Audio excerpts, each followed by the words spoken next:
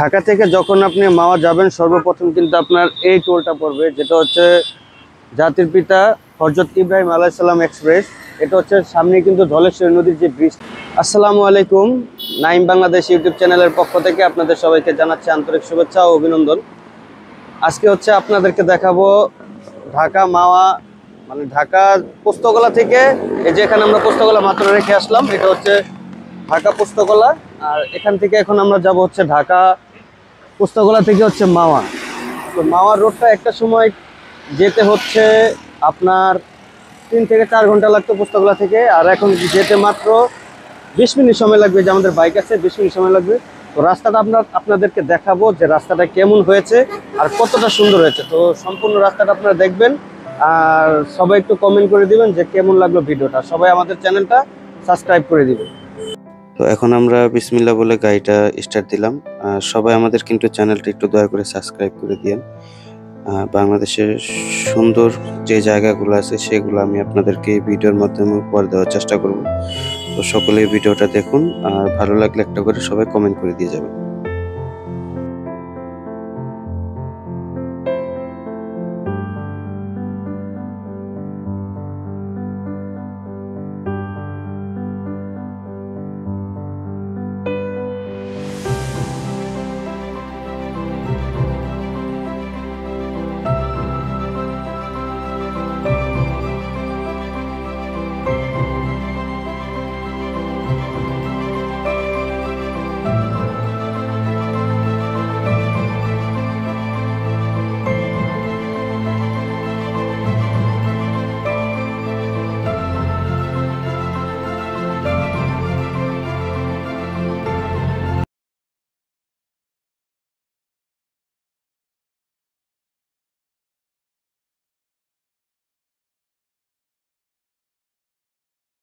ঢাকা থেকে যখন আপনি মাওয়া যাবেন সর্বপ্রথম কিন্তু আপনার এই টোলটা পড়বে, যেটা হচ্ছে জাতির পিতা হযরত ইব্রাহিম আলাইহিস সালাম এক্সপ্রেস।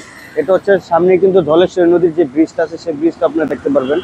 আগে কিন্তু এখানে ছিল আপনার বঙ্গবন্ধু শেখ মুজিবুর রহমানের যে নামটা দিয়ে টোল প্লাজাটা করা হয়েছিল, এখন কিন্তু এখানে দেওয়া হয়েছে জাতির পিতা হযরত ইব্রাহিম আলাইহিস সালাম এক্সপ্রেস।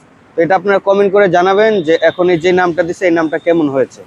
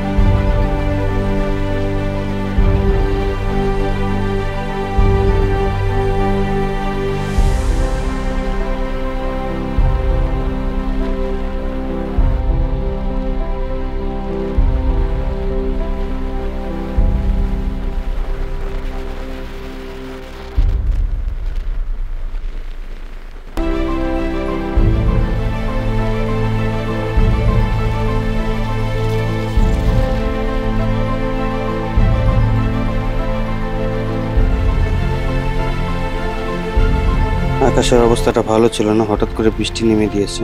তাই আমরা একটা যাত্রীর সামনের পাশে, এখানে অনেক বাইক আছে, তো তাদের সাথে আমরা একটু দাঁড়ালাম। আর এই বৃষ্টির কারণে কিন্তু আপনাদের বাকি অংশটা দেখাতে পারলাম না, আরেকদিন হয়তো দেখাবো। ভালো থাকবেন।